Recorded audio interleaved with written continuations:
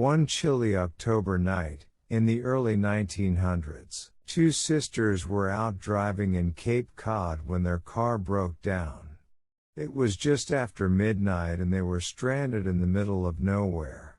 Even worse, it began to rain and it looked like there was a storm on the way.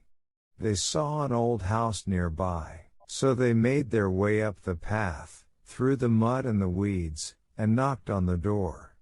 The sisters stood there waiting in the moonlight, but there was no answer. When they tried the front door, they discovered it was unlocked, so they went inside and took a look around. They found themselves in a large room and the walls lined with books. Everything was covered in a thick layer of dust. It was warm and dry, so they decided to stay there for the night. They fetched some blankets from the car, then lay down on the floor and went to sleep. A few hours later, they were awoken by a loud noise. When they opened their eyes, the sisters were shocked to see a figure standing in front of the fireplace. It was a man and he was dressed like a sea captain. His clothes were dripping wet. All the frightened women could do was grip each other tightly and stare at this apparition. After a few moments, one of the sisters managed to call out, in a trembling voice, "Who's there?"